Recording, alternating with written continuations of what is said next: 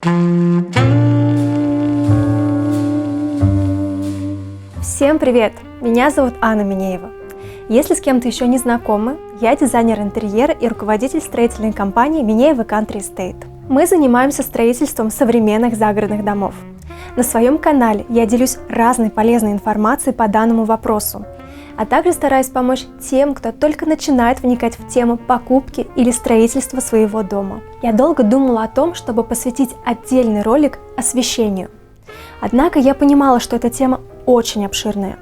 Поэтому было принято решение разделить ее на 3 блока: интерьерное, ландшафтное и фасадное освещение.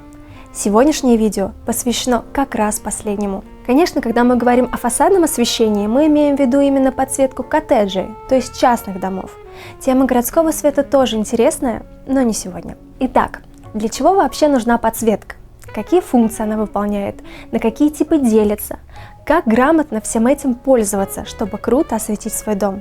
Сегодня мы поговорим как раз обо всем этом. Приятного просмотра!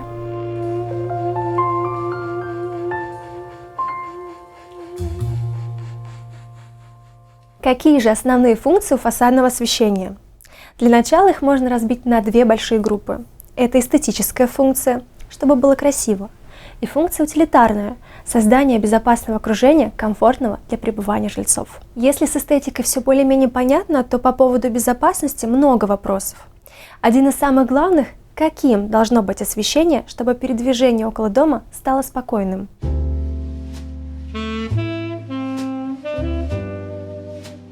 Вообще основа – это освещение входных групп, ворот и проходов. Также огромную важность имеет подсветка опасных углов, свесов, столбов и так далее. И уже на 2-м месте по важности дополнительное декоративное освещение. Таким образом, сначала прорабатывается практическая часть, а потом доводится до ума визуальная. Вот простой пример функциональной подсветки. Вы едете на машине домой, а на улице уже стемнело, но у вас во дворе установлено освещение с интеллектуальным управлением. Вы подъезжаете, датчик считывает движение, и путь до гаража становится освещенным. Согласитесь, заезжать в гараж, ориентируясь только на свет фар, куда проблематичнее. Это как раз про функциональность. Разумеется, планировать все освещение желательно на этапе общего проектирования дома. Это связано с тем, что все необходимые коммуникации, в том числе электрические кабели, закладываются на этапе черновых работ. Создавать освещение уже после завершения отделки будет крайне неудачным решением, которое принесет лишние проблемы. Итак, с функциями вроде все понятно. Теперь можно подробнее углубиться в эстетику и поговорить о существующих видах подсветки. Первый вид, который нужно отметить, это акцентное освещение. Его главная задача – подчеркнуть какую-либо архитектурную деталь вашего дома, или входную группу. Достигается такой эффект за счет использования точечных светильников с направленным светом или трековых систем. Следующий вид – это контурная подсветка. Наверное, это вообще самый популярный и универсальный тип освещения, который используется в частных домах. Чаще всего для его реализации берется светодиодная лента, которая прокладывается по контуру крыши, стен, выпуклых элементов, таким образом отлично подчеркивая очертания вашего дома.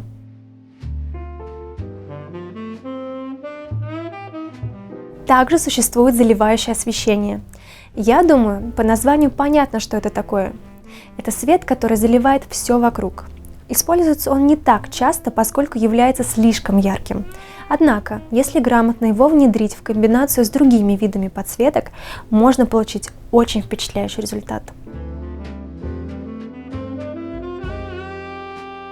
Также в отдельную группу можно вынести динамическое освещение. Это свет, который управляется с помощью различных датчиков, диммеров и контроллеров. Такая подсветка умеет изменять свой цвет, и ей достаточно удобно управлять. Хоть я и предпочитаю однотонную теплую подсветку, многим нравится цветная, поэтому не могу про это не упомянуть. В целом, это основные типы освещения с точки зрения их внешнего вида и эстетической составляющей. Все эти источники света нужно грамотно комбинировать, чтобы в итоге получилось создать интересную картину. Теперь давайте перейдем к конкретике и рассмотрим основные советы по созданию стильного и функционального фасадного освещения.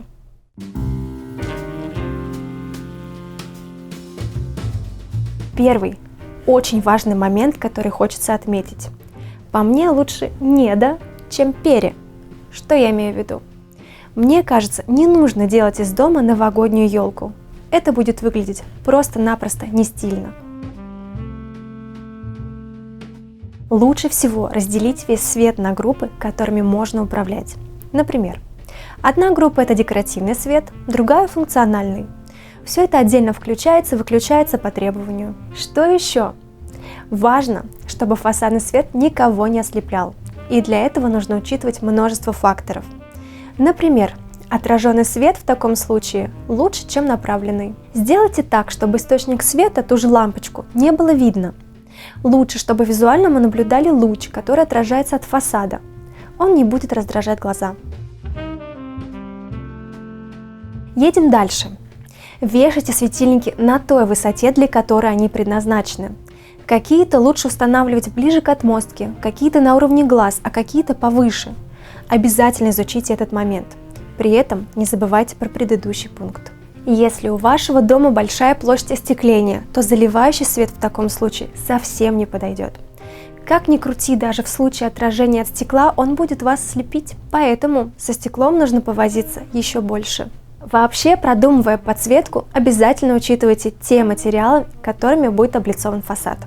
Значение имеет их текстура, цвет, способность поглощать или отражать свет. Все это будет влиять на итоговое восприятие. Ведь свет – это мощное оружие в руках дизайнера. Он может подчеркнуть интересную деталь или скрыть недостатки. При этом, если использовать его неграмотно, можно получить совсем противоположный результат. Сейчас в современных домах чаще всего используют встроенную подсветку, точечный или линейный свет, которые выглядят интересно и не утяжеляют фасад. Конечно, нюансов очень много. Их трудно запомнить и учесть неопытному человеку. Поэтому я считаю, что если есть такая возможность, лучше обращаться к профессионалу. Потому что, как мы с вами знаем, скупой платит дважды. Кстати, вот мы и подошли к экономической части вопроса. Ведь помимо функциональности и эстетики есть и еще один пункт – энергоэффективность, а также вытекающая из нее экономичность.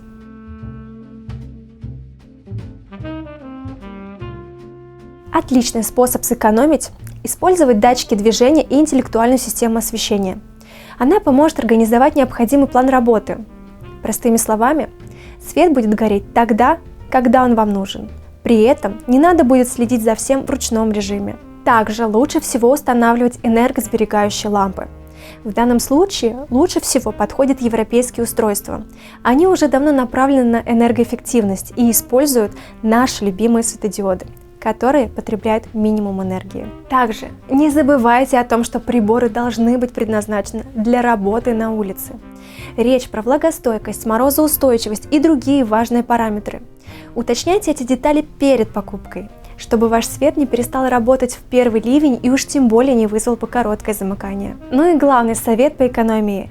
Не делайте света больше, чем нужно. Есть прописанные нормы для интерьерного, ландшафтного и фасадного типов освещений. Каждый тип выполняет свою функцию. Функция фасадного – сделать пребывание во дворе комфортным. Вы же не собираетесь читать книгу от фасадной лампы, поэтому слишком яркий свет вам там не нужен. Итак, давайте подведем итог. Несколько правил, которые обязательно нужно учитывать. Первое. Определитесь с видами освещения и их расположением – контурное, акцентное и так далее. Второе. Решите, каким будут источники света. Выбирая их, обязательно обращайте внимание на технические характеристики ламп. Третье. Разделите весь свет на группы и продумайте, как все будет контролироваться. Напомню, что лучшее решение – интеллектуальная система управления. Ну и четвертое.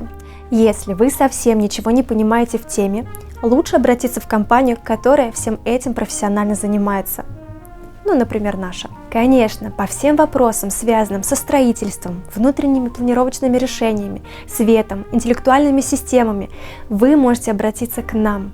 Мы всегда вам рады и обязательно поможем. На нашем сайте и на этом канале вы можете подробно ознакомиться с деятельностью, которой мы занимаемся. Так что на связи. С вами была Анна Минеева. Увидимся в следующих роликах.